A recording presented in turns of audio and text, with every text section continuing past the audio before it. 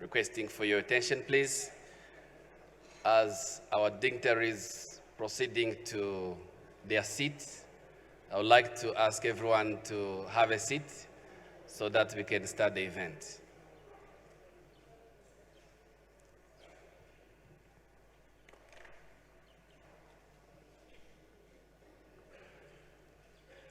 I request everyone to be seated so that we can start the event. Thank you.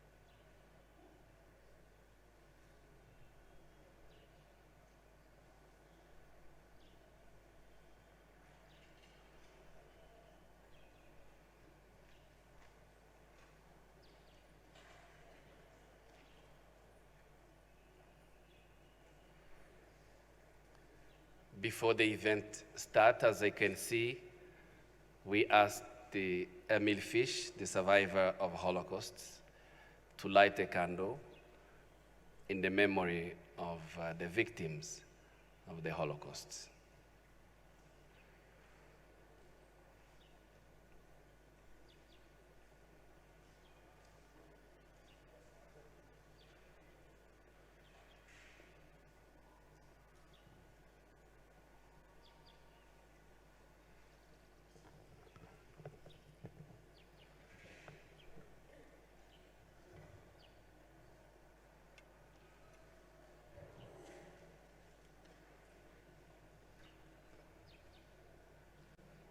Honorable Minister, Dr. Jean Damascene Bizimana, Excellencies, Ambassadors, members of Diplomatic Corps representing your respective countries here in Rwanda, partners, friends, representative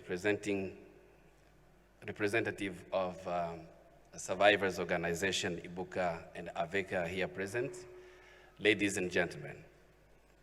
Today, International Holocaust Memorial Day, is the 78th anniversary of liberation of Auschwitz-Birkenau, the largest of the death camps set by the Nazis to exterminate the Jews of Europe.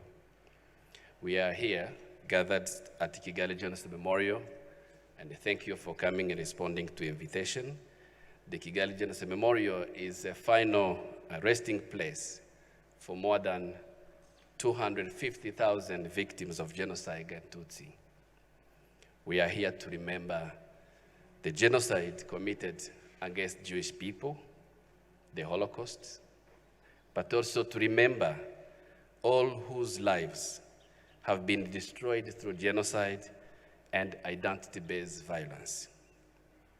Their lives have been lost, as Holocaust survivor Emil Fish reminded us yesterday when he met young people, and he had a very inspiring lecture yesterday. He said that never again is yet still a dream.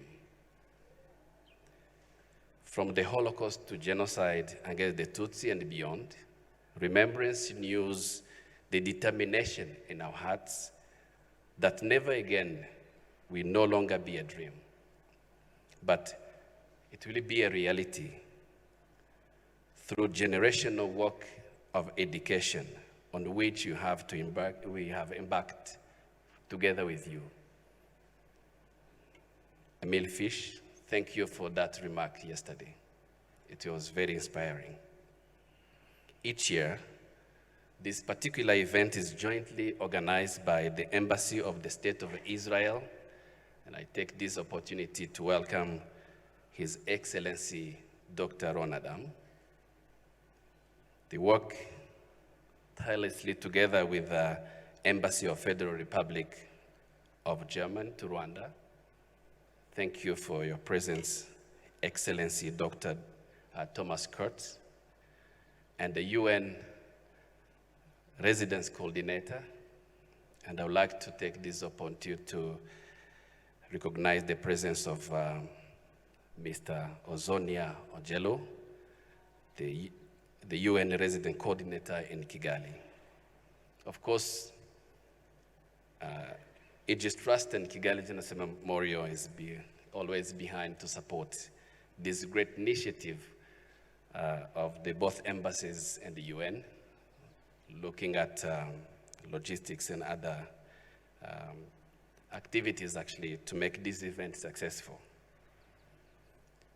As you've been able to visit this exhibition, the question that embed in its title helps us actually to formulate our reflection for today's event. And this event, we thank the Yad Vashem for providing this exhibition, which is very, very much inspiring. So join me to welcome our keynote speaker and our guest today, Dr. Serge Bramit, the Chief Prosecutor for UN International Residual Mechanism for Criminal Tribunal for Rwanda. Welcome. We will be together as well and been joined by Dr. Deborah Hagit Adla. She's the lecturer of Hebrew literature from Israel. Thank you very much for being with us.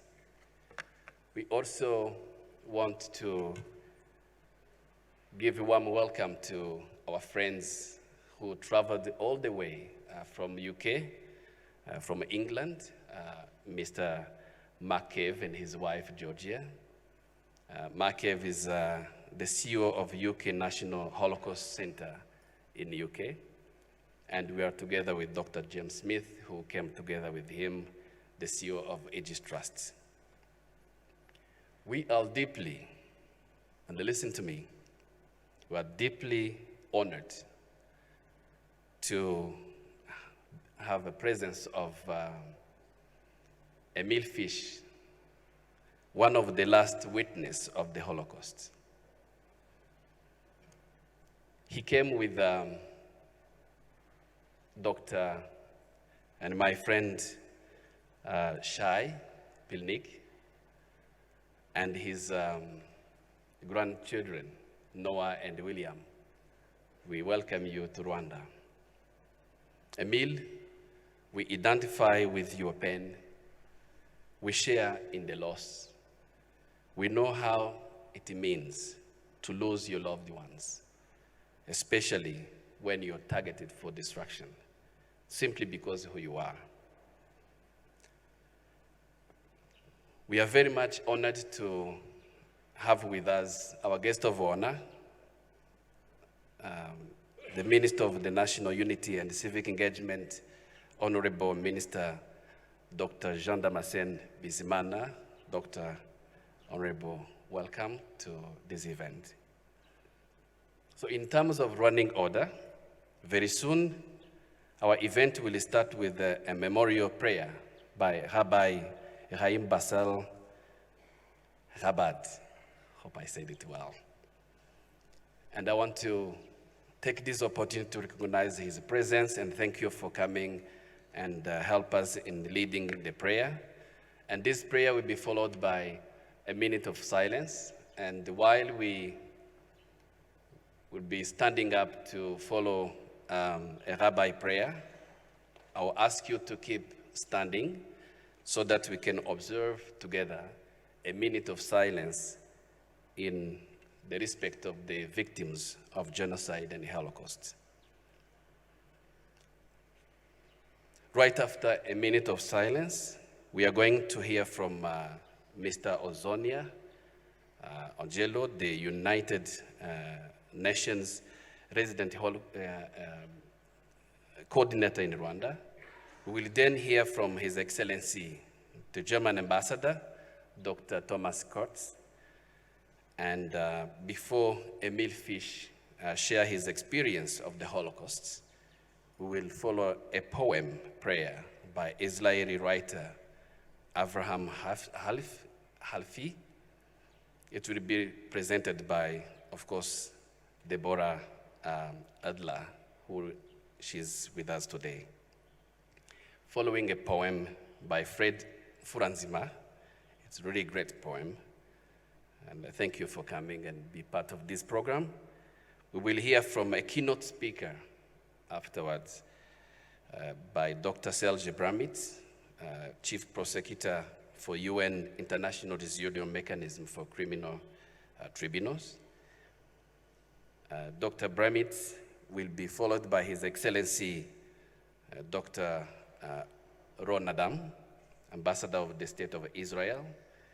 There will then be performance by Hopa Zeda, the founder and director of Mashirika, and before we hear and follow the speech by guest of honor.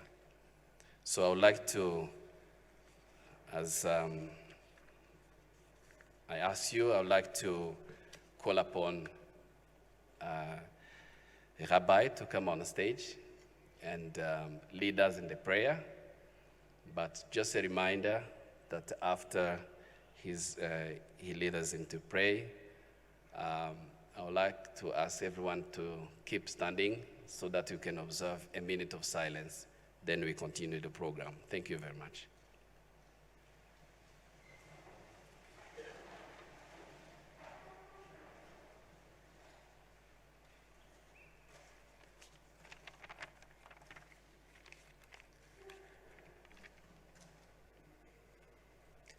אל מלא רחמים שוכן במרומים דיין אלמנות ואבי יתומים אמצא מנוחה נכונה על כנפי השכינה במעלות קדושים וטהורים כזוהר הרקיע מאירים ומזהירים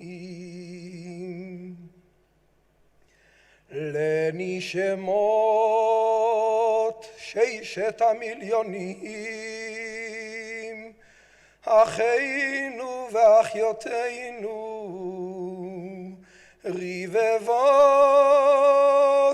רבבות בני ישראל, אנשים, נשים וטף,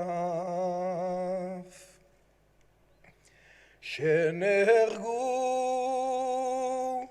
שנשחטו, שנשרפו, שנחנקו, ושנקברו חיים ושהומתו בכל מיני מיתות משונות בידי הנאצים ועוזריהם ושהלכו לעולמם על קידוש השם בעבור שאנו מתפללים לעילוי נשמותיהם, לכן בעל הרחמים יסתירם בסתר כנפיו לעולמים, ויצרור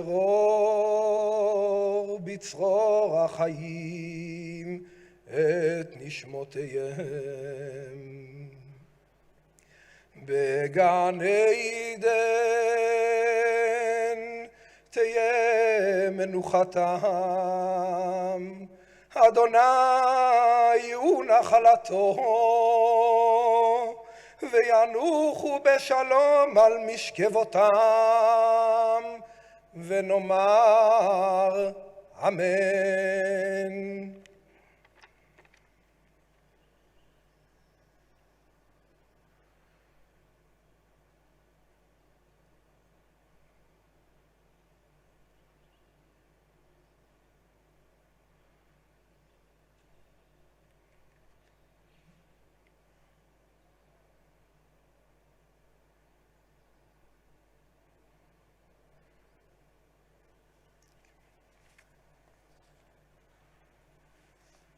Thank you. You may take a seat.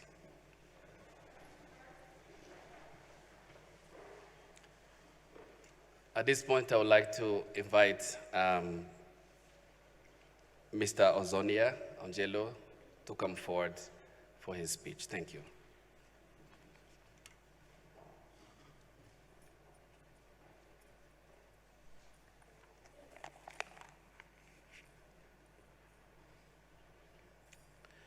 Nyakubawa, Dr. Jean Damascene Bizimana, Minister of National Unity and Civic Engagement, Excellencies, colleagues from diplomatic corps, civil society, senior government officials present, ladies and gentlemen, Dr. Fish, please permit me to stand on existing protocol in the interest of time.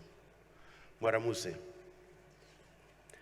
From the onset, I wish to appreciate the government of Rwanda for accepting this commemoration to be held here and by supporting the organization of this event, but also gracing it through the valuable presence of His Excellency the Minister, Dr. Bizimana, and other senior government officials.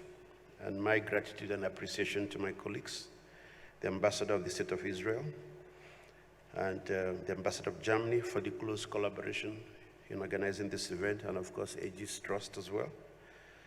And to commend the Genocide Memorial and Aegis Trust for the coordination for the event. This year, the theme guiding the United Nations Holocaust Remembrance and Commemoration is home and belonging. It highlights the humanity of the Holocaust victims and the survivors who had their homes and their sense of belonging ripped from them by the perpetrators of the Holocaust. This theme reminds us of our responsibility to respond with humanity to the victims of atrocity crimes, to counter hate speech, anti-Semitism, Holocaust distortion, denial, and prejudice. In sum, to do all we can to prevent genocide. In his message for this year's commemoration, the United Nations Secretary General, Antonio Guterres, said, and I quote, "We reflect on the millions of individual lives cut short, the millions of futures stolen away," end quote. As reflected by the Secretary General, we mourn the loss of so many and so much. But we also recognize that the Holocaust was not inevitable, and no genocide ever is. Ladies and gentlemen, your presence here today is key in remembering the suffering and the loss of the victims, and honoring the many brave men and women who risked their lives to help those persecuted. It is also a testament to the continued spirit of solidarity and comfort with survivors globally, who were forced to adjust their ideas of home and belonging as they faced the violent anti-Semitic onslaught during the Holocaust. So it must be on days such as these that we should reaffirm our commitment to never again. The remembrance of the Holocaust happening here at the Kigali Genocide Memorial Center is a reminder that despite the strong commitment of the global community to never experience genocide again, only 50 years after the Holocaust, humanity witnessed another frenzied killing during the 1994 genocide against the Tutsi in Rwanda, where 1 million people were brutally killed because of who they are as Tutsi, as was the case with the Jews during the Second World War. We must therefore never forget the tragedy of the Holocaust and the genocide against the Tutsi, so that we can use these lessons to create a better future. Yes, the Holocaust was not inevitable, and so was the genocide against the Tutsi. But the world failed humanity. What we can do is to honor the lost ones, to learn from our failures, and to commit without reserve to fighting genocide ideologies and walking the talk. The United Nations system in Rwanda appreciates the work being done by the Rwandan authorities in preserving the memory of the victims of the genocide against the Tutsi and the success stories in uniting and reconciling Rwandan society shattered by the genocide in 1994. It's important for us to remember that there's no template, nowhere in the world where a country has gone through this kind of experience and then began to reconstruct its society successfully. So what is happening here is an experiment that we all must continue to support for the best of the people of Rwanda, but also for our global community. We are happy to have been part of this journey as a United Nations system in partnership with the government, civil society organizations, development partners, and all of us share in this responsibility of saying never again to genocide. Keeping the memory of the Holocaust alive is the fulfillment of a universal duty, a duty that must lead to uprooting hatred, building peace, and thus protecting humanity. So on this day, may we all commit to always remembering. We owe it to the victims, to the survivors, and most especially to the generations to come. Excellencies, ladies and gentlemen, I can imagine the emotions we all went through just walking through the exhibition. And for those who've been listening to Mr. Emil Fish, his narrative, his story, and the experience, the images that get stuck in young minds, the memories and horrors that the survivors witnessed, the lengths of brutality that people could go to exterminate millions of people just based on the idea of difference, to take their humanity out of them, strip them of all dignity, all identity, and all love for life. Mr. Emil Fish, you are our hero. Your experience, your legacy, your knowledge inspires all of us. And all survivors are our heroes and heroines. Your testimony, which will be delivered shortly, and your energy at 88 years old shows that dignity, resilience, identity are not indestructible. Thank you for your presence today. It is great that young people are constructively engaged in these commemorations. We saw the youth at the exhibitions, and I'm sure we'll hear moving and an inspiring poem from our young Fred. When young people know the history of such atrocities, their impact on the community, and how hard the process of reconciliation is, they're better able to stand on the shoulders of the older generation, to nurture their role in educating others, fight ideologies, and confront genocide deniers. So thank you, Aegis Trust and Kigali Genocide Memorial Center for the work you do. Hate speech and anti-Semitic imagery are proliferating across the internet and social media. With social media, as part of our lives today, are mostly used by young people, let us continue to encourage for them to use it to educate themselves and others about genocide.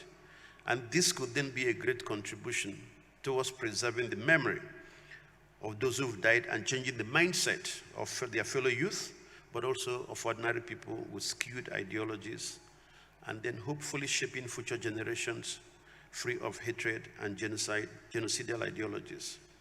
History shows us that genocide is facilitated by ordinary people. It's them that turn a blind eye, that believe the propaganda and join the call by murderous regimes. And yet, it is the same ordinary people who are persecuted, oppressed, and murdered during genocide, simply because they are ordinary people who belong to a particular group or community. And therefore, my dear friends, tackling the root causes of intolerance and denial of the Holocaust are urgent priorities, should be urgent priorities for us as they are for the UN system. This commitment of the United Nations led to the adoption of a resolution that condemns denial and distortion of the Holocaust in 2005, and to the development of the UN strategy and plan of action on hate speech. As a United Nations system, we reiterate our commitment to be in the front line of the battle against anti-Semitism and all forms of hatred. That is the best way to build a future of dignity and equality for all, and the best way to honor the victims of the genocide. We must never forget them. Nyakubahwa Bizimana, Excellencies, ladies and gentlemen, as I conclude on behalf of the United Nations family in Rwanda, I wish to sincerely thank the government and the leadership of Rwanda for supporting this commemoration event. Today and every day, let us recommit ourselves to the prevention of and fight against genocide and other atrocity crimes, and to never be silent in the face of hatred, and never to allow the world to relive the horrors of the Holocaust. As rightly said by my boss, Mr. Guterres, in his speech at this year's commemoration, quote, "Today and every day, let us resolve to never again remain silent in the face of evil, and to always defend the dignity and rights of all," end of quote. The United Nations family in Rwanda express our firm commitment to contributing to promoting just, peaceful, and inclusive societies for sustainable development, leaving no one behind. Thank you for your kind attention. Best wishes for 2023. Umwaka mushia muhire, murakoze cyane, turi kumwe.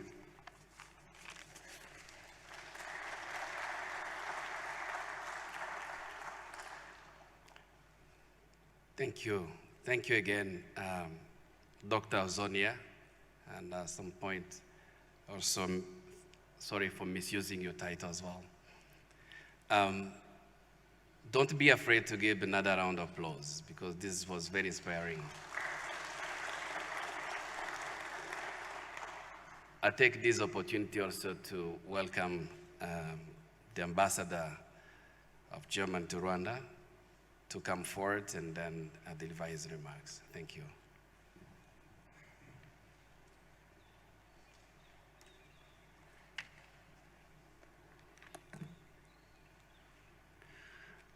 Thank you very much, Freddy Matangua, for moderating this event and for allowing us to use the memorial as such an appropriate venue for this commemoration once again.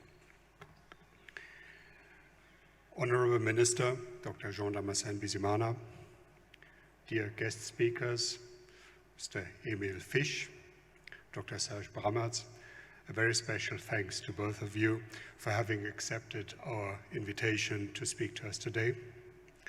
My fellow hosts, Ambassador Dr. Ron Adam, Dr.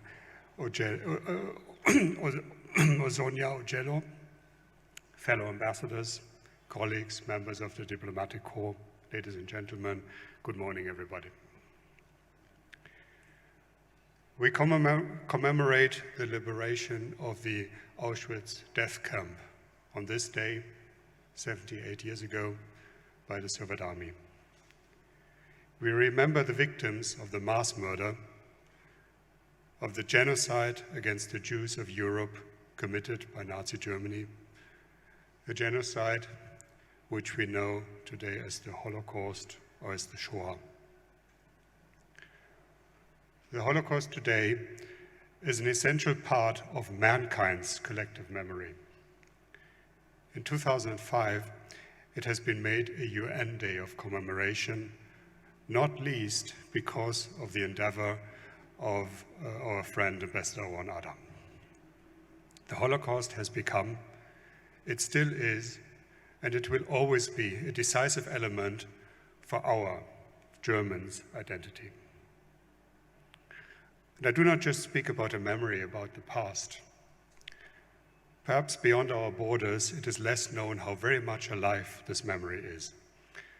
In 2022, hardly a week passed where we did not have very engaged and vivid public debates on what exactly the Holocaust does mean for our society today, especially for our handling of the various forms of anti-Semitism which occur in our country and in other parts of the world, often in the context of a narrative of decolonization.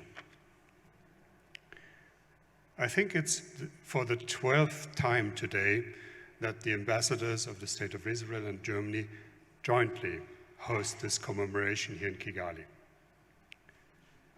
It does remain a miracle. It seems rather unlikely that the heir of the Jewish victims, the ambassador of the State of Israel, and in the case of my friend Ron Adam, a child of 2 Holocaust survivors, and myself, as the official representative of the country of the perpetrators of Germany, jointly host this event. As far as I know, this is a unique event in the world, and it is no coincidence that this is happening here in Rwanda, where else? More special, perhaps, is the case of Israel and Germany themselves, of the countries themselves. Over the last couple of years, a tradition was established where Israeli and German leaders jointly commemorate. This year, for example, Mr. Dani Dayan, the chairman of the Yad Vashem Directorate, spoke at the German Parliament, the Bundestag. I can only be most thankful that this is possible today. It's a gift which is hardly deserved. We have to keep the memory alive, beyond any routine rituals of commemorating. We must never forget. The memory becomes especially painful when we bring individual fates to our minds. Such a fate is the story, for example, of 93-year-old Rachel Hanan from Haifa. Only a couple of days ago, I think 2 weeks ago, she published her story in a small book. She arrived in Auschwitz on her 15th birthday. She lost her parents and siblings and survived to give testimony. Thank you. And of course, we're looking forward, we expect the testimony of Mr. Emil Fisch here today. I repeat, we must never forget, never again. This imperative has become even more urgent at a time when an unjustified, brutal war of aggression is being waged against the very territories where a large part of the genocide against the Jews in Europe has been committed. Some of the victims killed by this aggression were Holocaust survivors. Never forget. Thank you for your attention.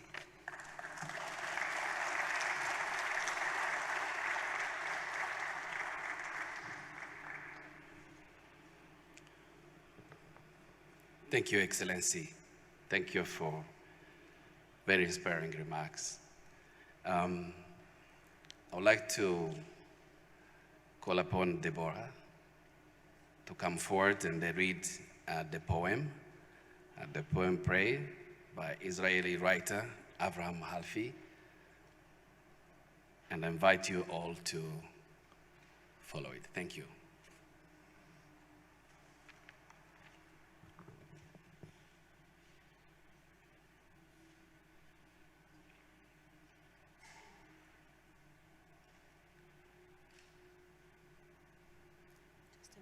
Shalom.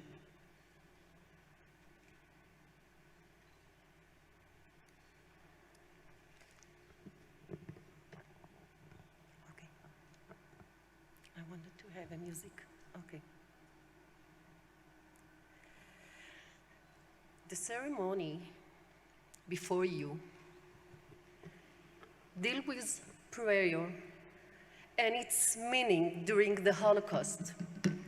The routine created by the 3 daily prayers of the Jewish believer anchor his life in a physical framework. The question arises, what happens to that person when his life he was used to completely falls apart while his routine is violated? A prayer. Tefillah. I know no words from which a prayer is born. All the words were lost in my voice and were like dark silence. But I still can see the glow of a child's eyes. And yet, my eyes can see a star, incomparable in brightness, and worried mothers lead their little children to the light. What will happen to them? Oh, what will happen? Hear their joy that breathes like spring. It seems like it won't last forever. Kneeling before the mighty glory God, even if you disappear from my eyes, gone forever, please do not harm the innocent, for they do not know only why lightning strikes a tree bearing its fruit quietly, peacefully. I do not know the words from which a prayer is born, for all the words were lost in my voice and were like dark silence. Thank you. Toda.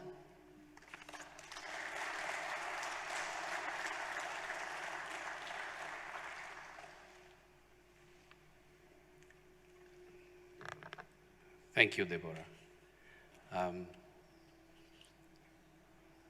This is a crucial moment, and at some point, I don't know how to introduce Emil Fish.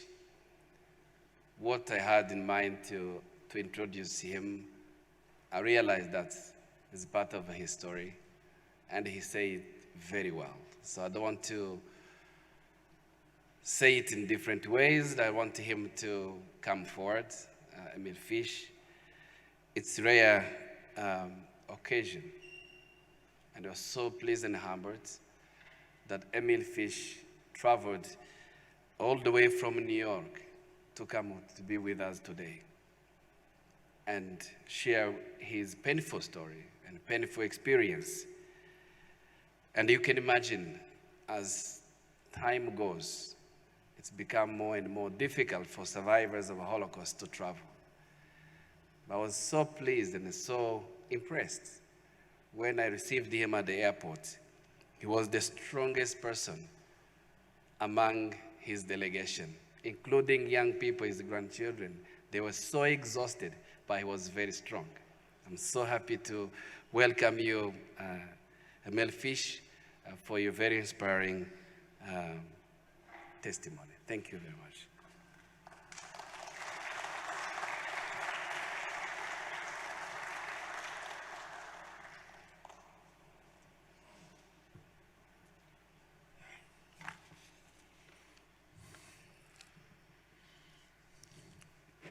Good morning. First of all, I introduce myself first. I'm not a speaker, I'm not an intellectual. I'm just a lucky survivor, and I'm just a plain businessman trying to be honest and do the best I can. Good morning. First, I'd like to thank the organizers for this impressive gathering. I really, really feel humble to be in the presence of this impressive, unbelievable audience. I do a lot of speaking, but it's usually in front of university students, clubs, high schools, or anybody who will listen to me. But I've never spoken to such an impressive group. So I appreciate you coming, and I feel humbled.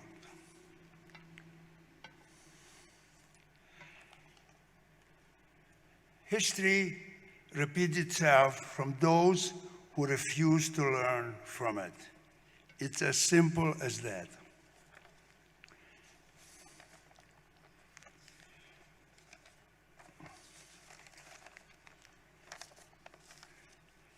There were 11,000 Jews in Europe in the 30s. The Nazis and Hitler had a plan to kill every one of them, regardless of age, intellectuality, profession. It made absolutely no difference. In the process, he didn't only kill 6,000 Jews. He killed the homosexuals, the blacks, the invalids, Jehovah's Witnesses. And as one priest said, he stood against Hitler and he said, I really don't care about the Jews. I don't want to be the last Catholic that he's going to kill. That's what he basically said. So we have to remember we're all human beings, and it can happen to each and one of us. I was born in 1935, and in a small town in Slovakia called Bardejov, 10,000 of population, 3,000 Jews.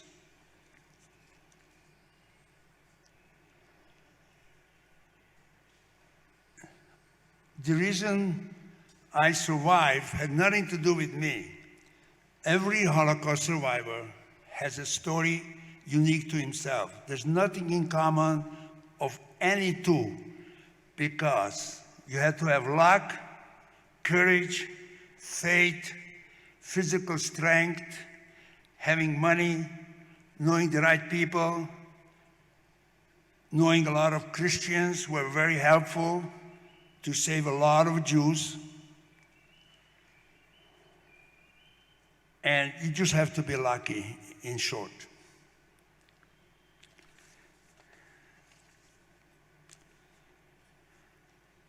When I was growing up, I lived in a town which was anti-Semitic for no reason.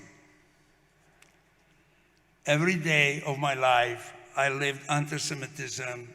It was just part of my DNA. I couldn't walk the streets alone. If I saw a Christian, I go across the street or I go back because I know I'm going to be beaten up. So we like to walk in twos to be safe. And this was going on every minute of my life. In school, we had to go to school by law. So in the morning, we went to regular school. In the afternoon, we went to Hebrew school. But there was school on Saturday. And we Orthodox Jews don't write on Saturday. So the teacher said, oh, wait a minute, that's not going to work. You're going to sit in the back row. So every Saturday, all the Jews, regardless if they were Orthodox or not, we were sitting in the back row because we didn't write. Gives you some idea of the intensity of anti-Semitism for no reason. In 1942, out of the 10,000 people, 3,000 were Jews. And Hitler decided, with Tiso, who happened to be a priest in Slovakia, to deport all the Jews. Well, there were about 80,000 Slovakian Jews, but of course, he was also selfish. So he reported 80% of us, and he made exemptions of 20% for these people who he needed for the economy or for whatever reason. Luckily, my father was a very smart businessman, my mentor, and he manufactured railroad ties. So you can imagine railroad ties are needed to transport people. So he and the other 20% of the people got exemptions. 8,000 people disappeared in 1942 from my hometown in cattle cars. Nobody came back from my father's side except him. No uncles, no cousins, no nephews, no grandfathers, nobody. He was the only one who came back from Buchenwald. From my mother's side, many, thanks God, came back, but nobody from my father. He never complained. The older generation did not talk about the Holocaust, psychiatrist, social historian trying to figure that one out. But I did catch him once in a while cry in a room. There was no transport of Jews in Slovakia from 1942 to 1944. We did not live normal life, of course, but we were alive. So we were thankful for that.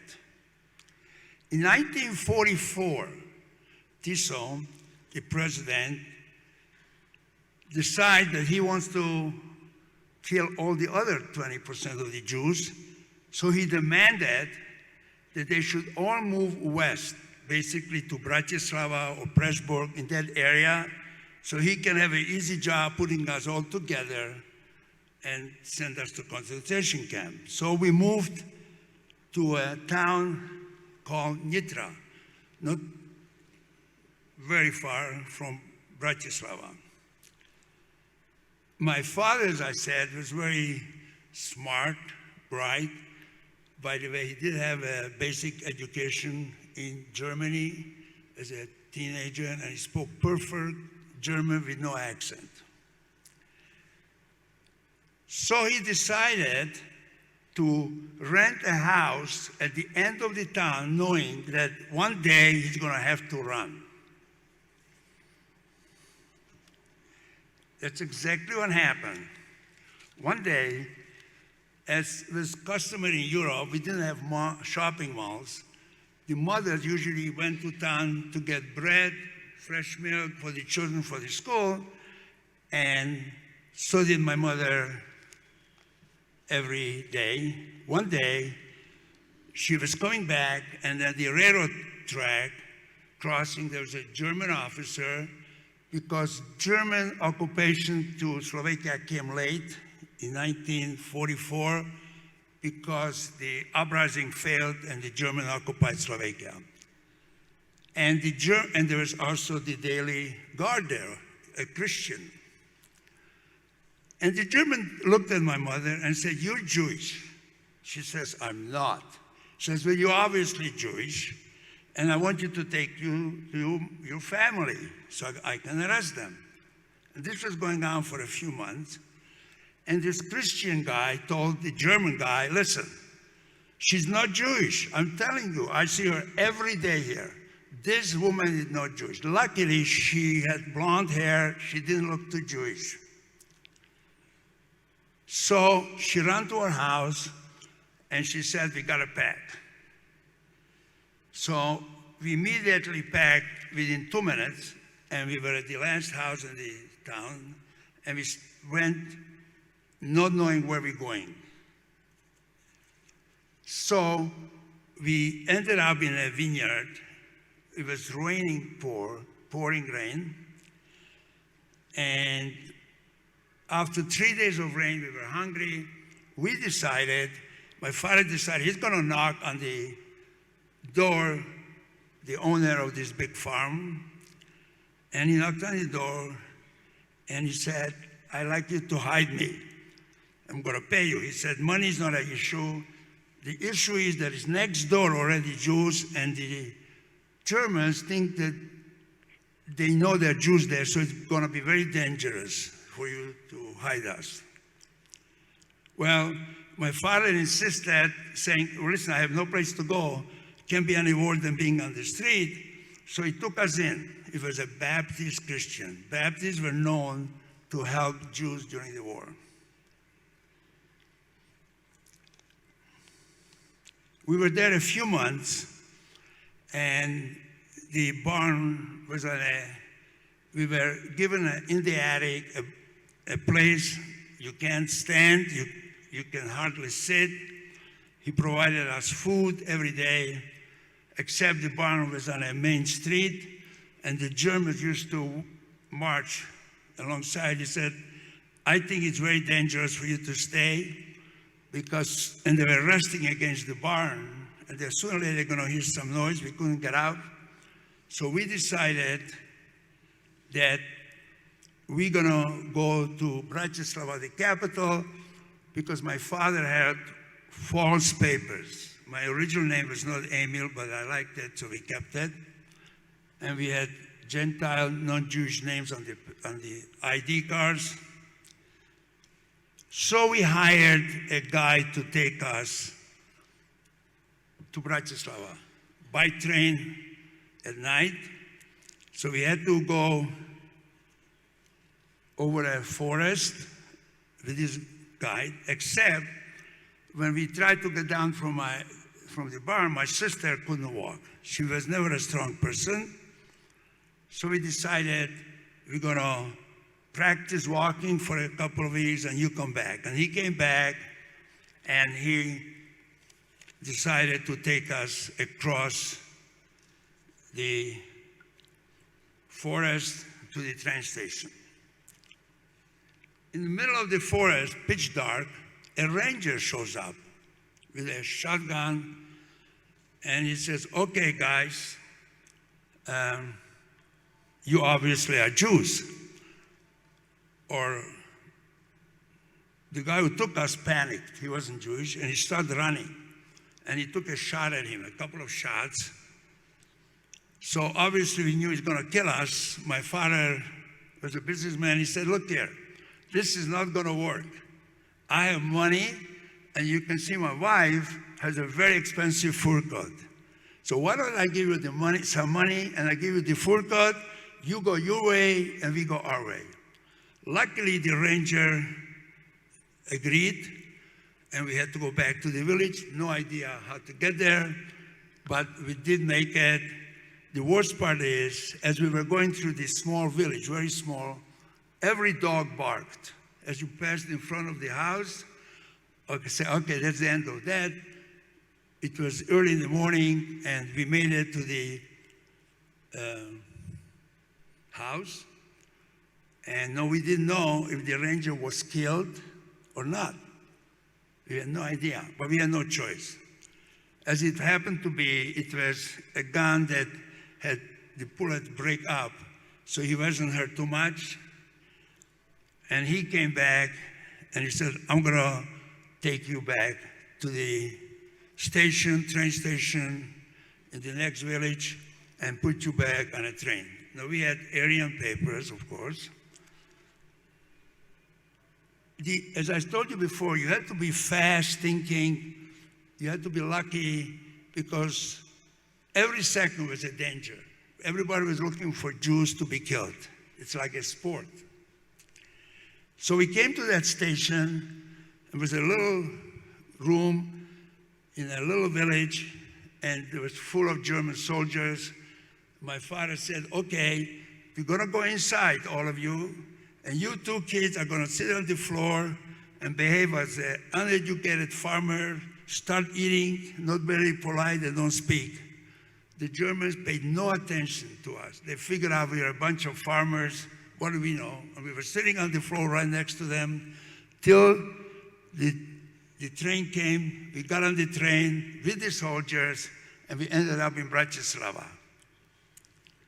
So it was, most people don't know because it's not written a lot, but I'm going to tell you, it was a family arrangement to everybody is on his own. So for example, if you get stopped, a family, and you don't go in groups, because if he stops you and he doesn't stop the husband, it was acceptable for the wife to be killed and the husband to be alive. The idea was to see how many Jews can survive. So it was prearranged. So we came to Bratislava, and as we're getting out of the station, they didn't stop my father. They stopped my mother, checking, and my father told us in Yiddish, in Jewish, keep walking, she'll make it. And she did. So we were supposed to hide in Bratislava, and as I told you before, he had connection with the railroad manufacturing, so he made arrangements to, but let me tell you a story that I don't have it here, what happened when we got off the train station. We were very hungry. And since you're diplomats, and I see some policemen and soldiers here, we went to the restaurant, we were dressed properly, and we wanted to eat breakfast. And there was only one table left, and there was a German officer there sitting, and there were 6 seats next to it, and all the tables were taken, where you obviously couldn't go back because he would have realized that we're Jews. Why would I come in and leave? So he said to us, everybody sits down and you don't say a single word. And we did. We were very mature, not because we were smart, we were trained. Every minute we were told to be more mature. And as I said before, my father learned in Germany, and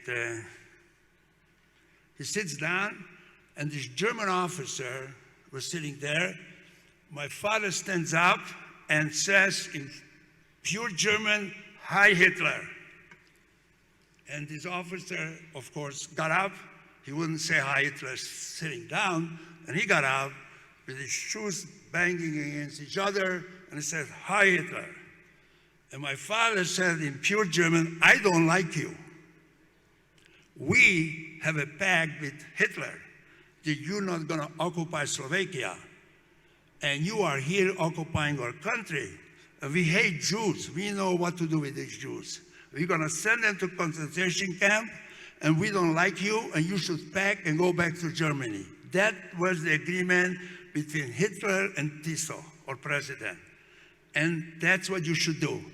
The poor guy didn't know what to do. He got up, said, "Hi, Hitler." My father got up, said, "Hi, Hitler." And we had our breakfast. That's what you had to do to survive. So, through his connection, we ended up in a beautiful apartment to be hidden for money, and we thought we made it, except in November, there came an order to every Slovakian Christian who lived in Bratislava: if you hide the Jews and we catch you, you will be killed. Therefore, you have to turn in all the Jews. So that day, a lot of Jews, famous ones who were hiding, were caught. And we came to this beautiful apartment. It was 11 o'clock at night, and the owner finally said, "I gotta go out." And my father told us, "Okay, that's it. He's gonna turn us in." Soon enough, about midnight, 2 Gestapo officers, not Slovakian, German, came up and arrested us. I said, "Okay, it's over. I'm arresting you." The issue was they didn't have enough provisions to keep all the arrested people, so they used to kill a lot of Jews and throw them in the Dunai River, literally.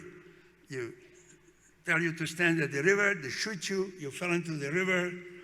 And even today, there's a mini museum of all the shoes of all the people. So we thought we were going to do the same thing. He's going to take us and kill us. But for whatever reason, he took us to the Gestapo headquarters, literally to the headquarters, which today is still there, but it's an old age home. And we met my cousins there and other people, but we didn't talk to each other because the understanding is each one says, "I'm Christian, I shouldn't be here." Of course, the Germans didn't believe us, but we didn't talk to each other. We were actual cousins. So about in the morning, before the morning, a big truck comes up, they load us up, everybody that was there, there were about 40 of us, and they take us to a collection camp called Seret, which was a collection camp to send Jews to a concentration camp. So they separated my father from my mother and my sister and me, which was the hardest part, if you can imagine. I was 9 years old. They take your father away, police. So you know, you may never see him. And so my mother, my sister and I were sent to Bergen-Belsen in a cattle car. He was sent the same day to Buchenwald. Now the cattle cart was basically a box, as you know, I don't have to tell you, no food, no water, no sanitation, one bucket of water for sanitation and drinking. I don't know what they were thinking about. And thank you. You can put it there. And we were supposed to go, the previous transport, we're going to Auschwitz. Because there, the fastest ways to kill people was through the crematoriums. But there was too many trains in Germany going each other, so they couldn't get us to Auschwitz. Not because we bombed Auschwitz, because the Americans would not bomb Auschwitz trains, because there were too many trains, so they sent us to Bergen-Belsen. But Bergen-Belsen was hell. So we came at midnight, and the Germans, as you saw in movies, I'm sure you did, had German shepherds, lights, screaming, scaring you, and the trick was fast. You gotta get out fast. We went on an open car. They took us to our barracks. That's where you're gonna sleep. The lucky thing is there were so many of us that were coming that they didn't separate us from my parents. So we were with my parents, and they did not take the luggage. But Bergen-Belsen was hell. Lice, typhus, diseases, starvation. It was built, I think, for 10,000 exchange prisoners. There were 40, 50 there. No food. Kramer, the head of the camp, complained to Hitler, "You can't do that to me. I can't take of these people." They were dying literally on the streets without being buried. Thousands of them. There were bodies all over. Turned out to be that we ended up in the block next to Anne Frank and her sister Margot. No, I don't remember her because she was just a teenager. She was older than me. My sister, Anne Frank, and her sister Margot got typhus. They took them away, and they took them away from the block, and Anne Frank and Margot died. My sister survived. Or she didn't survive she was alive when the English came to Bergen-Belsen. So the English came and liberated Bergen-Belsen in April 15, 1945. There were thousands and thousands of bodies laying there open. It just turned to be that when I got out of my block, there was about a 10-acre field full of bodies, 3 feet high. We didn't even pay attention. We had no choice. It was hell. The English, of course, didn't know what to do with us, so the first thing they did is they gave us food, right? That's what you give when someone's hungry.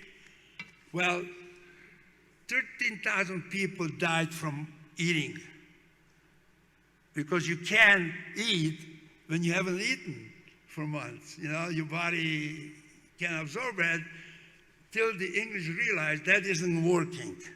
So they stopped feeding everybody. 13,000 people died after liberation because they had no idea what's going on in the concentration camps. They thought by giving us food and clothing, that solves the problem.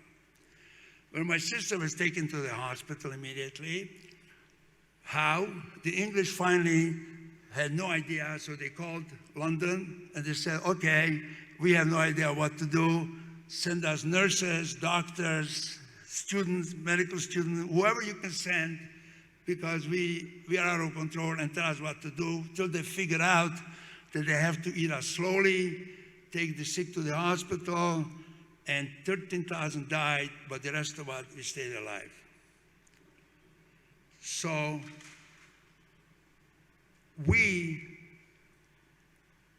they couldn't leave Bergen-Belsen because my sister was in a concentration camp, so we had to wait for her.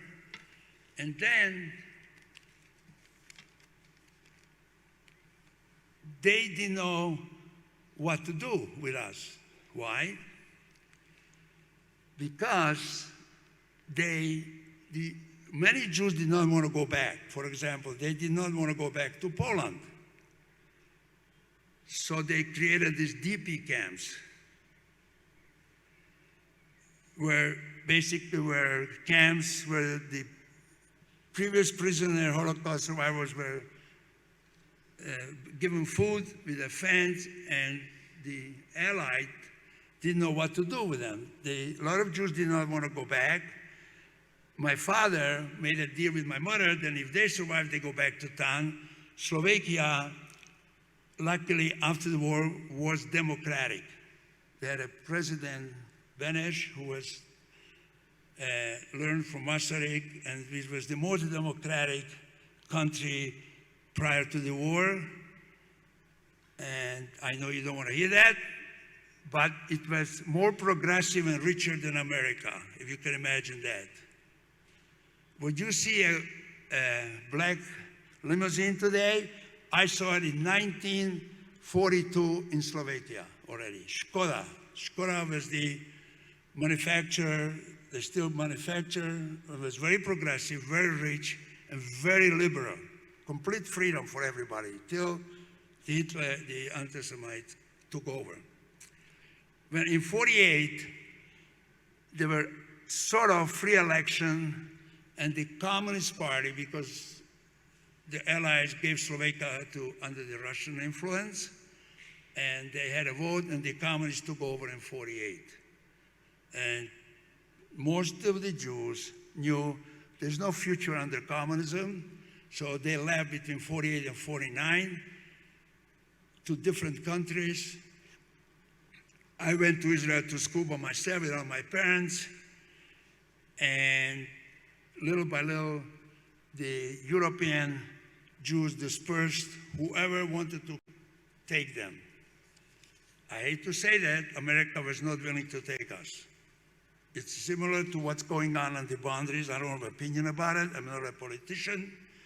But they were not allowing, except for quotas, certain quotas, an exception to let Jews. The countries who were accepting Jews were South America, some, Canada, Australia, and little by little, they came to America because they had a brother or a cousin the regular way. So what happened here is that the summary of all these things, that people were killed for absolutely no reason. It's the first time in history you were killed because you were who you were. The way you were born, that marked you to be killed. And I can go on and I can make this story longer, but that's the summary of it. So I appreciate you listening to my story. Remember, it's not unique. Everybody has a story, but that's my story of how we survived.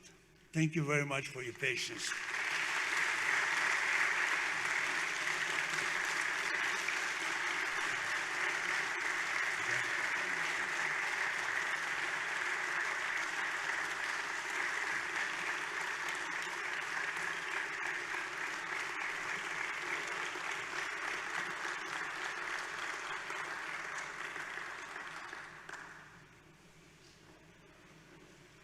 I'm so glad that you showed that respect. And I would like to express my appreciation with a very profound thanks to Emil. Emil, your story is actually touched hearts of many of us today. And I thank you very much for that. Emil survived, and in a village that he'd been living in Slovakia, where he survived, 9 of 10 Jews in Slovakia didn't. Thank you very much. And you're a light for many. Thank you very much. I would like to call my friend Fred Furanzima to come and read a poem for us. Thank you.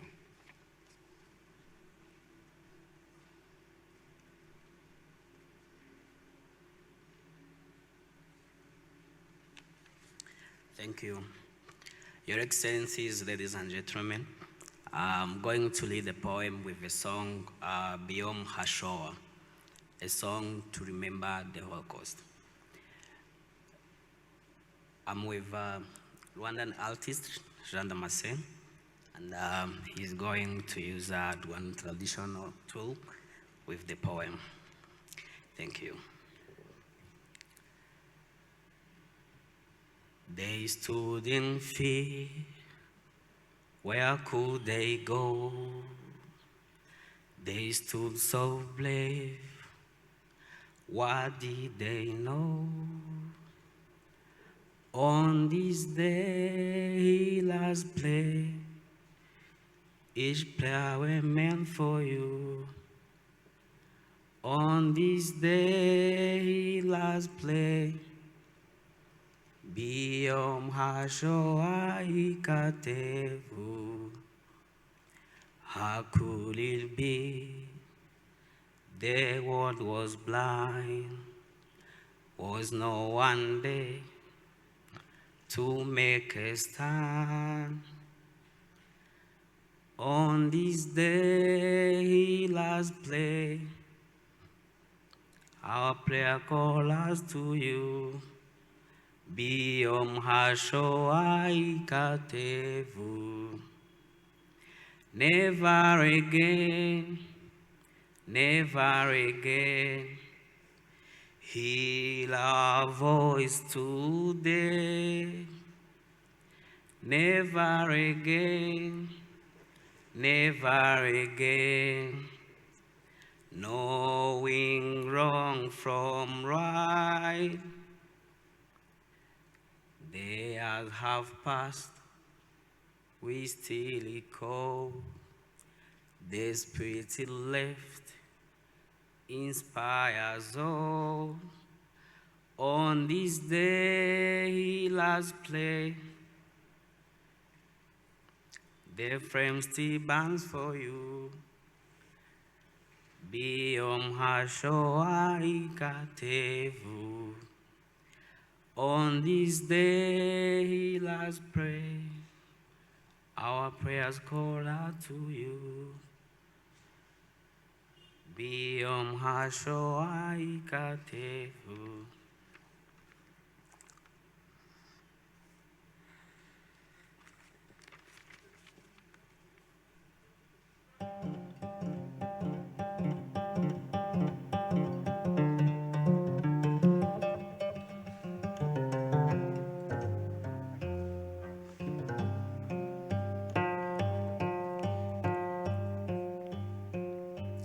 Today, we remember the love of hills, the wall of Lord filled with soldiers. We remember the burst of shells, the stench of Holocaust, hating. We remember the surging, smashing, stabbing, thrashing, and sacrificing.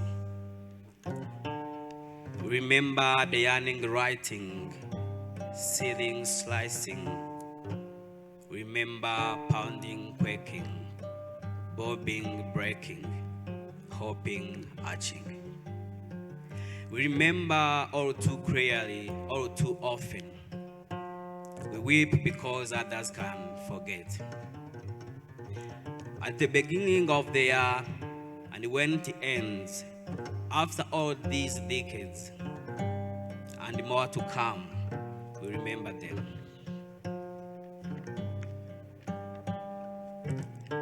We remember for never again, so that can heal our voice today and keep learning wrong from right. And we remember to remind ourselves that we have and we can have a world of peace, a world without violence, no soulless military machines, only living destruction in its wake. A world without genocide, where people can simply coexist, where love and understanding can flower. a place where children can be safe and grow without fear. We remember to rise and fight for no more genocide, no more tragedies like Holocaust, Bosnia, or the genocide against Tutsi in Rwanda, and so on and so on. We remember for here will be no more wars, and release that our shared humanity binds us way more and numerous and profound than our differences could be. Remember today that Nazis by Hitler massacred 6 million Jews in 1945. And still it is happening in the world, and we prefer to be blind repeatedly. The reason we have to remember the Holocaust is part of our heritage. Wise men instruct us we must never forget. Upon the moment of them, for 6 million Jews paid the ultimate cost for us to lies. Let's work and ensure that never again is never again. Never again. Thank you.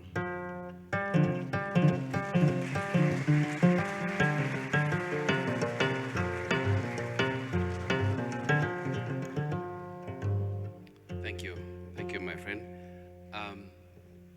At this point of time, I would like to call upon Dr. Selj to come on the stage and deliver your speech. Thank you.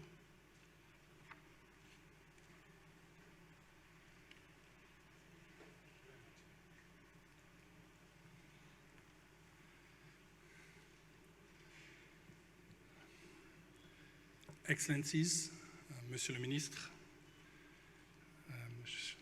dear friends, dear Mr. Fish, I really want to start by thanking you for your testimony, for sharing with us your life story. Nothing can really replace the story of survivors, and listening to you, I admire your strength, your dedication, and I really hope that other generations of students and others will be able to listen to you and to your story. You know, as international prosecutors, we are coming in when it's too late, when the international community, when humanity has failed the victims. So we are coming in when it is too late, but all other prosecutors in this room will tell you that your stories and stories of other victims of other crimes committed in the world today remind us why it is so important to fight for accountability, to make sure that those who are responsible for those crimes are punished. To the organizer of the event, thank you very much for having me. We remember today the millions of innocents who lost their lives solely because of their identity in one of the darkest periods of modern history. Commemorating and remembering the victims of the Holocaust is crucial, as it serves to remind us of the victims and their suffering. It reminds us of the world's subsequent commitment that never again should we allow such horrors to be repeated. And so it is particularly apt to assemble here at the memorial of the 1994 genocide against the Tutsi in Rwanda, again with the intention to destroy a group. And just 50 years after the Holocaust, so many innocent civilians were murdered, raped, and tortured because of who they were. The theme of this year's commemoration is also fitting. As much as we remember the victims, we must recognize as well those who resisted in so many ways. Resistance is hope, because in the face of evil, many did and continue to fight back. In many instances, to resist is to go against the grain at great personal risk. It takes courage, a strong network of like-minded people, action, and trust. And your story really shows that along your way, you always found people who gave you hope, and you never gave up. Even if, as you said, luck is an important element as well. The examples of those brave men and women who resisted by protecting Jews and Tutsis and fighting back against genocide ideology compel all of us today to do the same when we witness the warning signs of genocide. However, commemorating the victims and remembering those who resisted is not enough. We have an obligation to secure justice on their behalf. It is important that the crimes committed are identified and the perpetrators brought to justice. After the horrors of the Second World War, 2 international tribunals, Nuremberg and Tokyo, were established to prosecute and judge the crimes committed. In the early 90s, the international community again promoted justice with the establishment of the ad hoc tribunals for the crimes committed in Rwanda and the former Yugoslavia. These tribunals have demonstrated that justice can be achieved when the international community acts in support of accountability. Those most responsible for the Holocaust were punished. Likewise, both the ICTY and the ICTR successfully prosecuted over 150 perpetrators. One lesson we have learned is that justice is a long-term process. It needs to start as soon as possible, immediately or even better during the conflict, but meaningful justice still takes time, as we see with the Rwanda and Yugoslav trials still underway at our tribunals and at national courts, or the recent conviction in Germany of a Nazi camp guard 78 years after his crimes. Unfortunately, we have also learned that international justice is selective. Considering the reactions of the international community over time, it is clear that the interest of justice is most often secondary to the individual and collective interests of the countries which make up this community. So while victims of the Holocaust in Rwanda and the former Yugoslavia have received some measure of justice, many more victims in other conflicts are still waiting for the same. The critical bodies we have created to maintain peace and secure justice, also within the UN, often do not live up to our expectations of them. The reality is that mass atrocities continue to be committed today, with impunity being the rule and accountability the exception. Thus, advocating for and ensuring a universal approach to international justice remains a critical task. In addition, it is important to stress that our responsibilities to the victims do not stop with accountability for the perpetrators.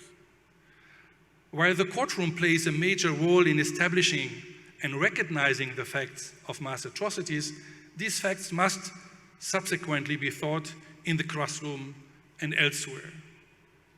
The denial and distortion of the Holocaust persists despite it being one of the most documented mass atrocities in human history. Public figures and officials continue to make public statements denying the Holocaust and even share pro-Nazi ideologies. Similarly, over the last 10 years, I have briefed the United Nations Security Council about ongoing denial of the genocide against the Tutsis in Rwanda. The chambers of the ICTR, the Rwanda Tribunal, have held that the facts of the genocide were established beyond any dispute and thus constituted facts of common knowledge. However, efforts to minimize the scale of the death and destruction or distract attention from the judicially established facts of the genocide continue. Today, genocide ideology presents clear risks to international peace and security. Modern communication technologies like the internet allow denial and hate speech to spread at alarming rates, as UN member states recognized in their January 2022 resolution expressing concern about the growing prevalence of Holocaust denial and distortion. Resisting the denial of crimes and glorification of criminals is our individual and collective responsibility. In my experience, we are too often complacent in post-conflict situations, allowing ideologies of the past to return to the present. We need to recognize that the truth is contested, and we must actively defend and promote it. A day of commemoration such as this is first and foremost about the victims. But it's also an opportunity to reflect on the mistakes of the past and to assess our actions in the present to ensure that we are not repeating the same mistakes. Finally, it is a chance to recommit ourselves to making sure that we promote a more just and peaceful future by standing against ideologies of discrimination and hate. Thank you for your attention.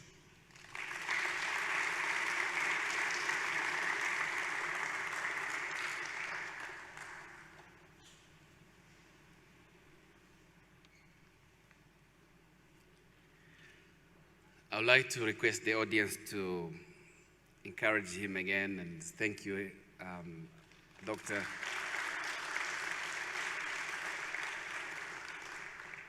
So thank you very much. I would like to ask Hopazeda and his group in the Mashirika to say that this is their time.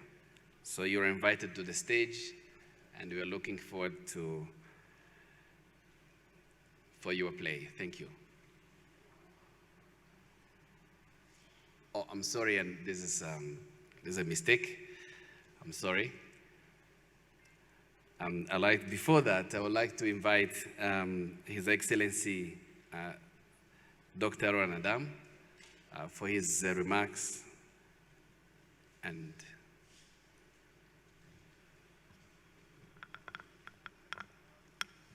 sorry, no.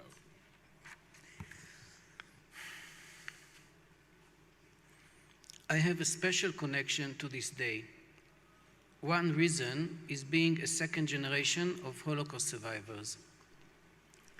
My mother was 9 years old girl from Budapest, Hungary, when she was taken from her warm house in the middle of the night to the death camp Bergen-Belsen in Germany in June 1944. Emil might have been a neighbor in the neighbor barrack, but it was not the same time. It was then when she lost her childhood and stayed alone with her brother for the years to come. My father was 17 years old when the German Luftwaffe fighters bombed his city, Belgrade in Yugoslavia, and destroyed his house. His mother died, and he started a 4-year-long run from Nazi soldiers in Yugoslavia and Italy, along with his father and sister. Another connection to this day is me being a government official at the right time, in the right place. It was 2005 when I functioned as director of the UN department in the Ministry of Foreign Affairs in Jerusalem. It was 60 years to the end of World War II and to the liberation of the death camp Auschwitz-Birkenau. After being a diplomat in the UN during previous years, knowing well the processes and the rules of procedures of the organization, and after realizing that the Holocaust is not mentioned and does not exist on the agenda of the UN, I decided to make a difference. I initiated and drafted a new resolution that was later on brought to the General Assembly, which dedicated that the United Nations will designate the 27th of January as an annual International Day of commemoration in memory of the victims of the Holocaust. On November 1st, 2005, the resolution was brought to a vote, but the General Assembly adopted it in consensus with the presence of all 193 member states. The consensus was an end to a very long diplomatic process conducted around the world. A good end, which showed the commitment of all nations of the world to the remembrance of the Holocaust, and as a reminder and of the history of the worst genocide of mankind. the UN member states agreed on the need to remember, on the need to teach about the Holocaust and other genocides, to prevent Holocaust denial, fight anti-Semitism, and to bringing war criminals to justice. I grew up in a family where my both parents preferred not to share their stories. My brother and I are probably affected by that decision. My mom, who passed away 5 years ago, told us only stories about the fact that she did not really eat during the 9 weeks that she was in Bergen-Belsen, except a bowl of soup early in the morning. My dad never told us anything. His suffer was beyond the ability to share with us. It was only so many years after his passing that I found a letter where he described part of his story of escaping the Nazi dogs and soldiers in the forest of the Balkan until he found a refuge in Switzerland in 1945. Sharing the personal stories of the Holocaust in Israel did not start immediately after the end of the World War. It was only in 1977, more than 30 years later, when the government of Israel decided officially to include the story, to include the history of the Holocaust in the curricula of schools and encourage survivors to share their testimonies. That was very late. However, today, many books are written and printed on individual memories. It is so crucial due to the deniers that are out there. I would like to thank you, Emil, Abraham, Fish, for your testimony and courage to come here to Kigali and share your story. As time passes and survivors are leaving us, like my parents, it becomes more and more important to share the testimonies. So it is here in Rwanda, in the case of genocide against the Tutsi. During my service here, I have encouraged and supported initiatives to promote culture of writing and reading about genocide, and Fred Franzima is one case of me helping here. I have encouraged and supported initiatives to promote culture of reading and writing about genocide while sharing the Jewish experience, as well as conferences to raise awareness to mental health and healing. In this context, and as a second-generation survivor, I find it imperative to uncover, arrest, and bring to justice war criminals wherever they are hiding around the world. We should do it before it's too late. For us, it is too late. For Rwanda, it is still relevant. Survivors deserve to see justice. Lastly, we cannot tolerate anti-Semitism or any other act of racial hatred or discrimination, dehumanization, hate speeches. They might lead to another genocide. May the soul of 6 million Jews and 1 million Tutsi rest in peace. May we never again witness any act of genocide in the world. Thank you.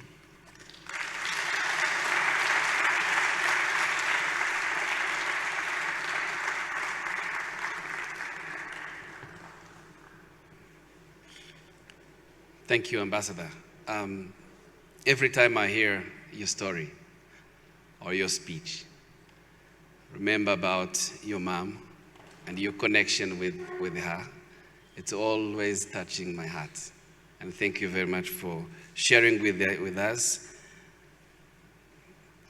and that courage to help us to prepare this kind of event. Now, it's no longer a mistake. I'm going to call Mashirika for the play they prepared for us. So Mashirika, this is your time. Thank you.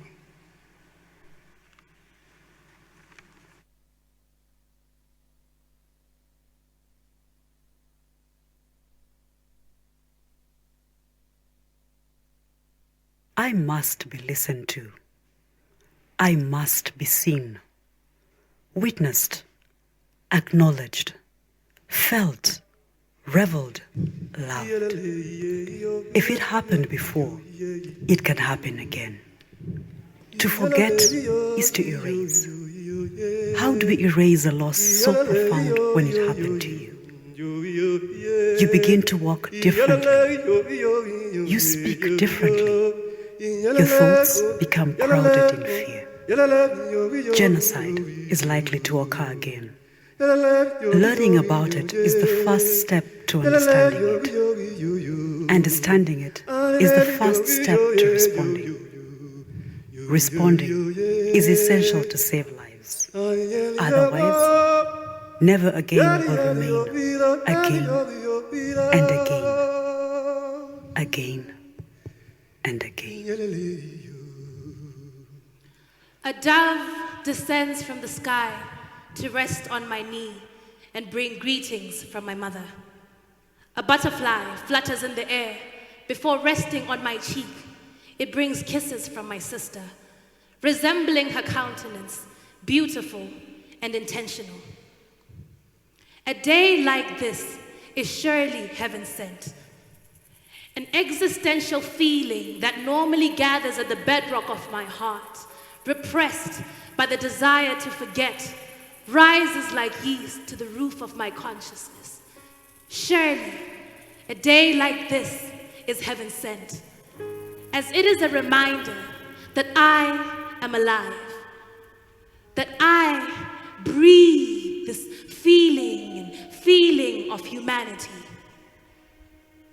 A day like this is surely one to remember. I speak today with no shame, and I feel a question come into my head. Do we still believe in the labor of love? Labor of love,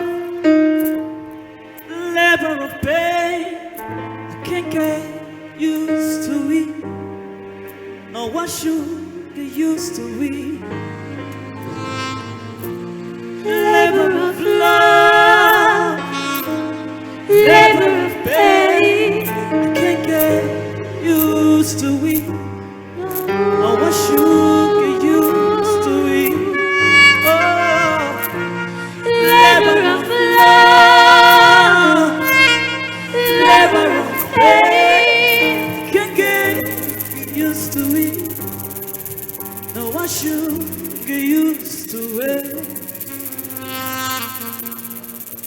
I sat in astonishment in my history class when I discovered the fate of ordinary people that fell victim to an atrocious crime against humanity.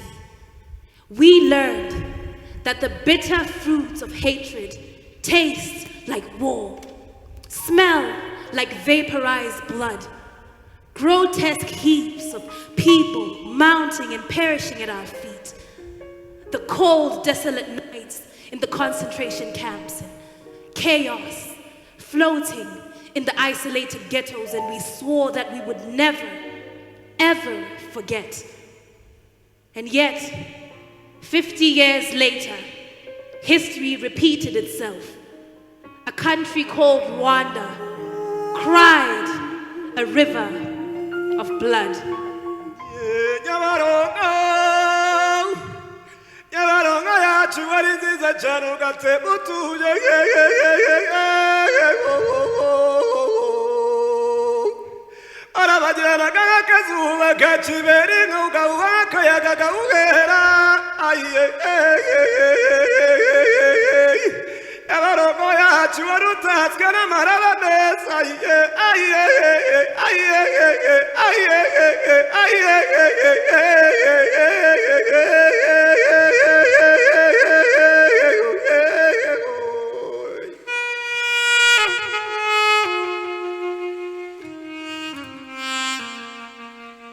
Soaking into the soil, the bitter fruits of humanity grow like weeds and choke the life out of innocent children.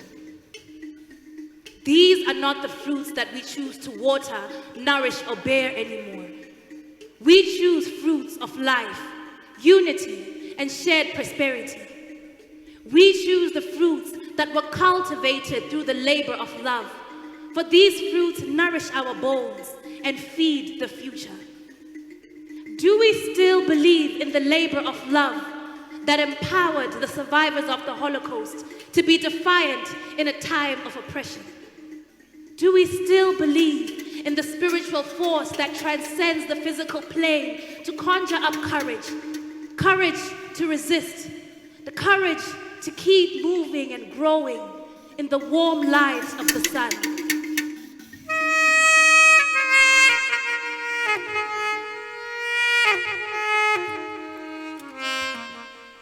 The sun will rise again. The sun will rise again. The sun will rise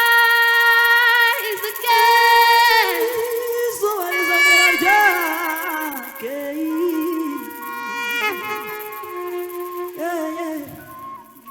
We are custodians of the stories that were passed on to us, guardians of these living artifacts and stories. Surely a day like this is heaven sent.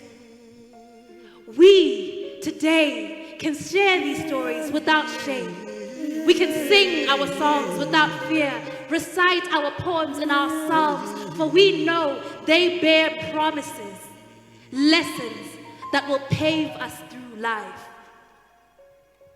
To the left of you sits a willing heart.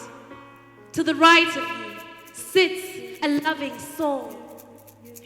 In front of you is a future, so much possibilities. But most importantly, within you is a force to be reckoned with, an infinite idea of who we can be. For you are creator, you are a victor, finally a creator of a bigger, brighter world.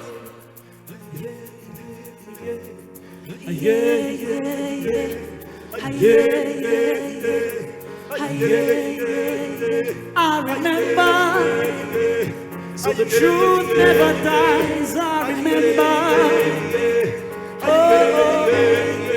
I remember, so the truth never dies. I remember, so the truth never dies. I remember, so the truth never dies.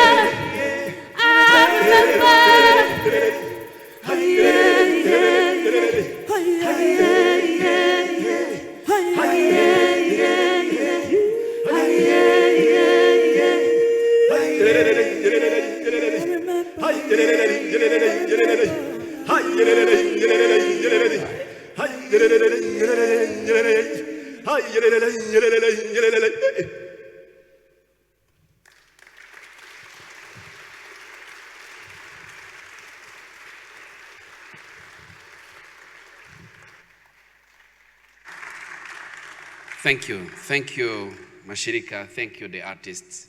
Thank you, Hope Azeda, to help us remember through the arts.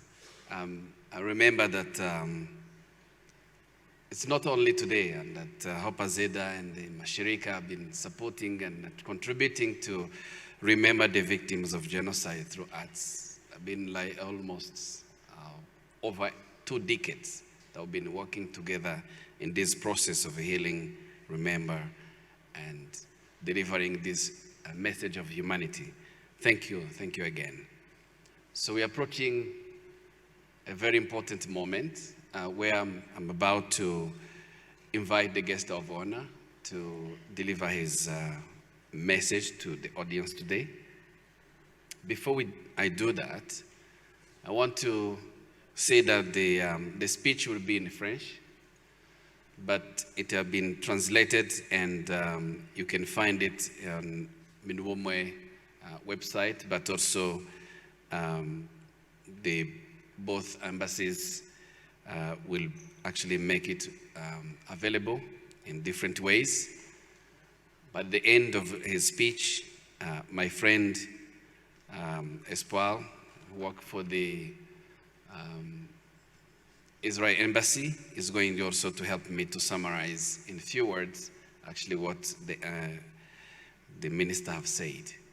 So as soon the minister end his remarks, Espoir will step on the stage for the summary before we end this event. It's my pleasure and honor to invite his Honorable Dr. Jean Damascene to deliver his remarks today. Thank you.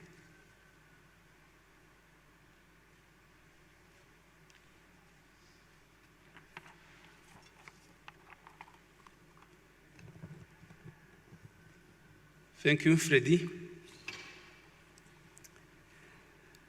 Excellences, Messieurs les ambassadeurs d'Israël et d'Allemagne en République du Rwanda, distingués invités, tout honneur respecté, chers participants,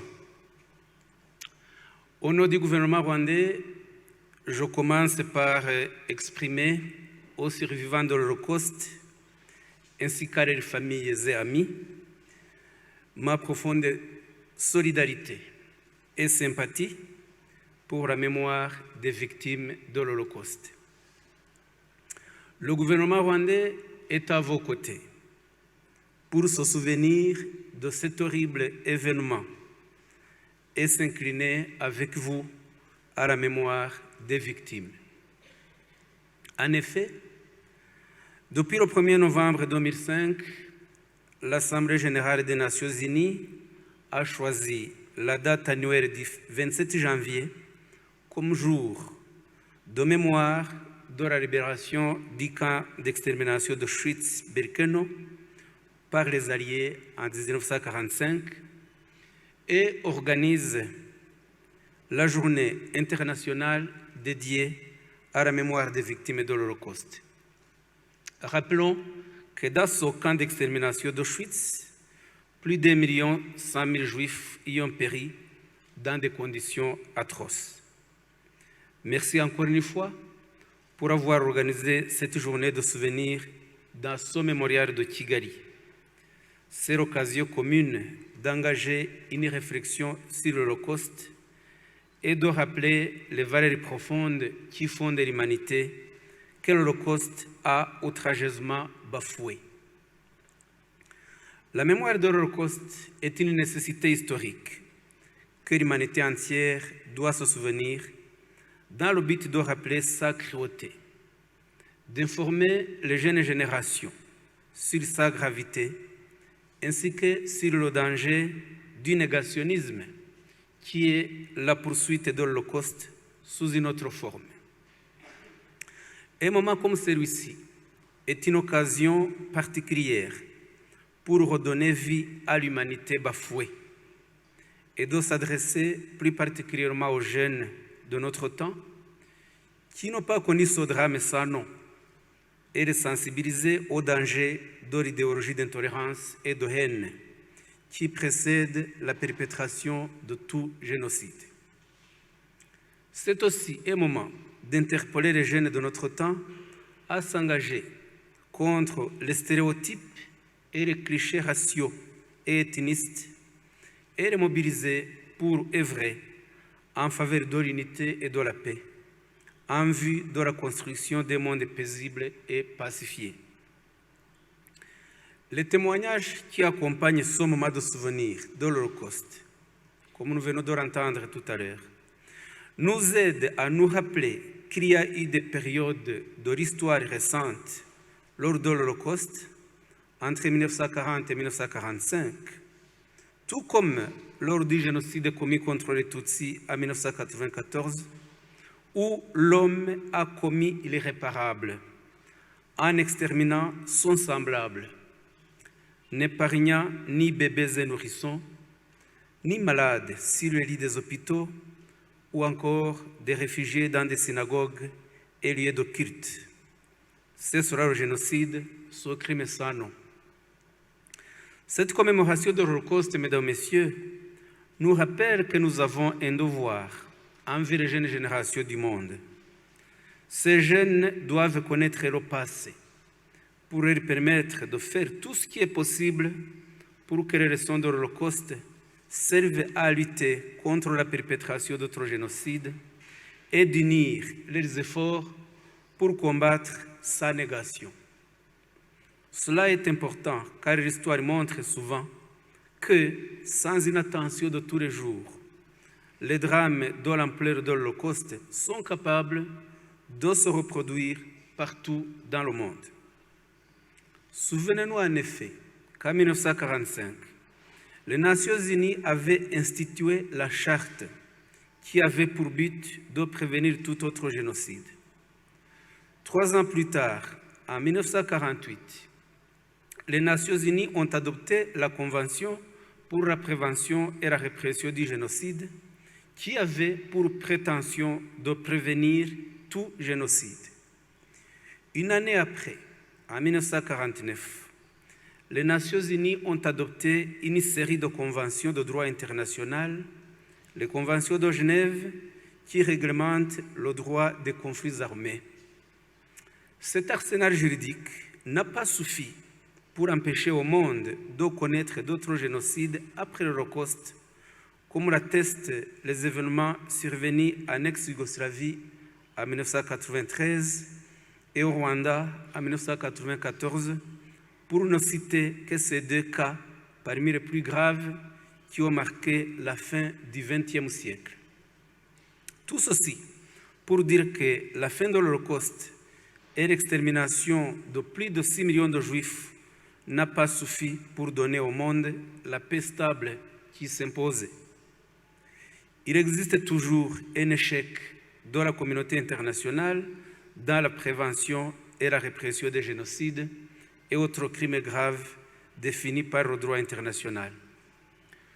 Pour vaincre cette faille, il faut une coopération régulière de tous les États pour perpétuer la mémoire de l'Holocauste en réprimant d'une part les auteurs de tout génocide partout où ils se trouvent et d'autre part en mettant en place dans chaque État des lois qui répriment le négationnisme.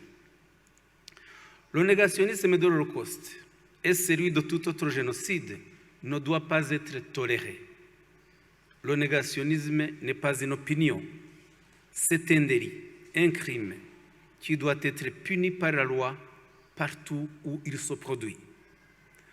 Le négationnisme est une nouvelle forme de génocide. L'historien français Pierre Vidal-Naquet le dit correctement quand il note que le négationnisme est une tentative d'extermination sur le papier qui relaie l'extermination réelle. Dans ce domaine, le Rwanda accorde beaucoup d'importance à la mémoire de l'Holocauste. Dans nos sites de mémoire, l'Holocauste y est expliqué aux visiteurs. Dans les programmes scolaires, les jeunes Rwandais apprennent l'histoire de l'Holocauste. Au niveau de la recherche, le Rwanda favorise des programmes d'échange avec les instituts d'histoire de l'Holocauste et envoie des Rwandais pour visiter les musées de l'Holocauste à travers le monde. Il y a aussi un échange d'étudiants et d'enseignants et un partenariat entre associations rwandaises et juives qui luttent dans différents pays pour la mémoire de l'Holocauste et du génocide des Tutsis. Sur le plan pénal, la législation rwandaise réprime à la fois le génocide et la négation de tout génocide reconnu par les Nations Unies ou par un tribunal international. Cela signifie que toute personne qui oserait nier sur le territoire rwandais la réalité de l'Holocauste serait passible de poursuites pénales au regard de la loi rwandaise.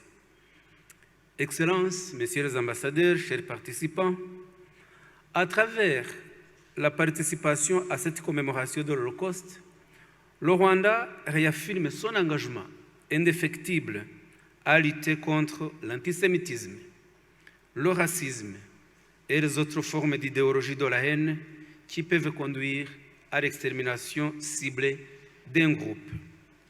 Le Rwanda, en tant qu'État qui a vécu un génocide, nous comprenons la gravité de l'Holocauste autant que vous.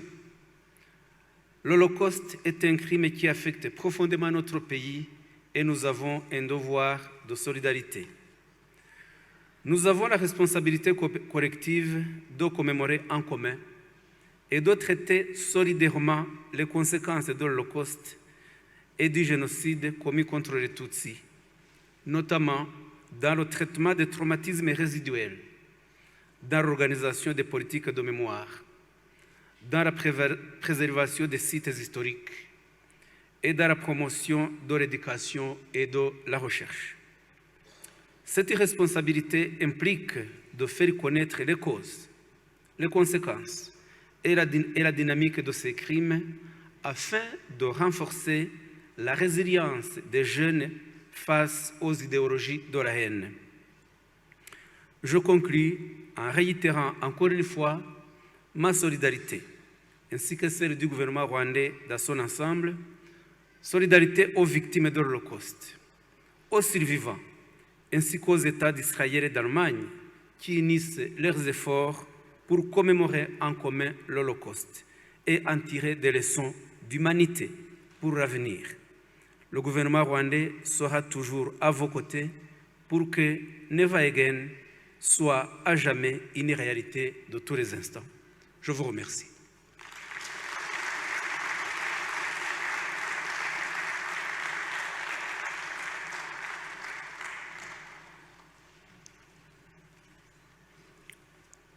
Good afternoon.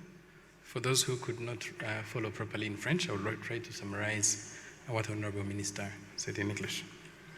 Honorable Minister, on behalf of the government, started by extending his deep solidarity and sympathy to the survivors of Holocaust and families and friends in honor of the victims.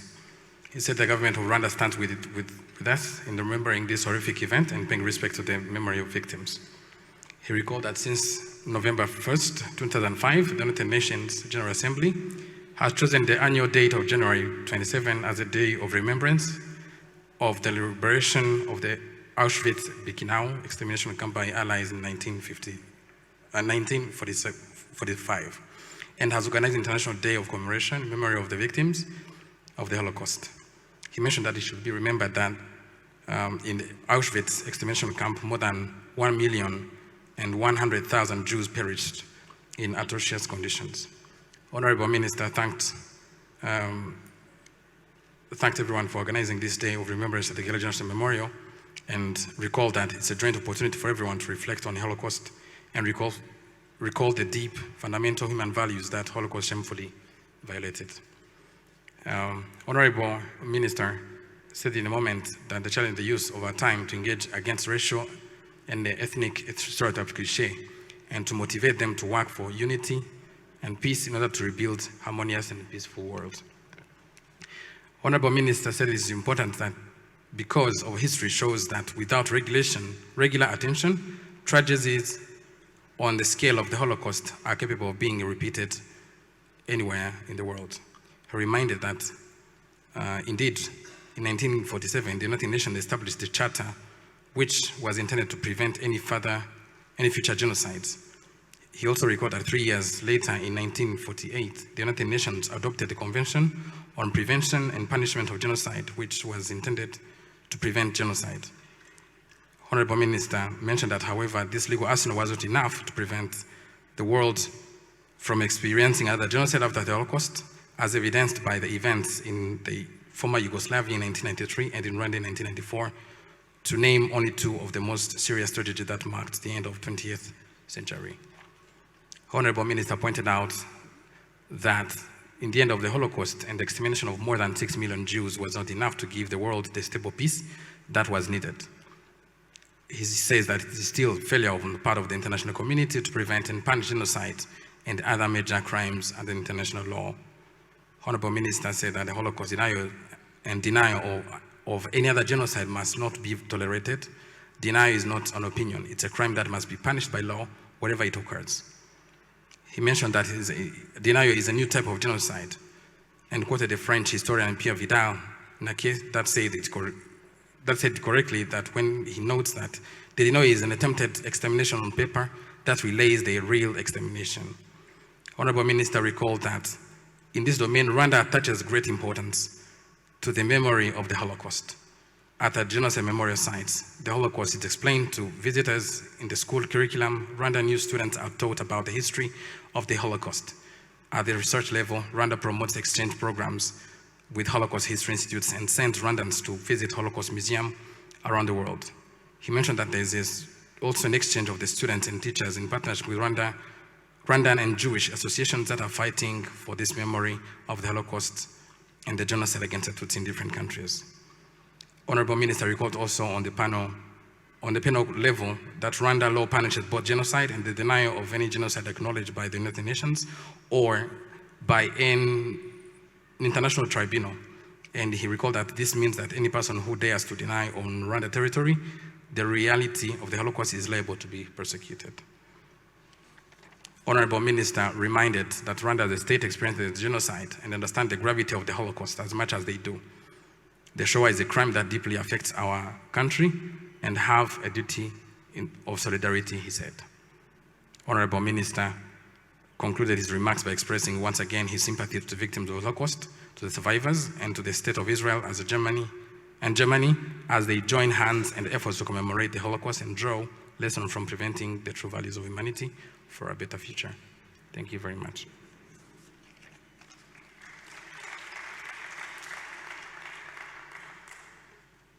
Once again, thank you very much, Espoir, for the very good summary.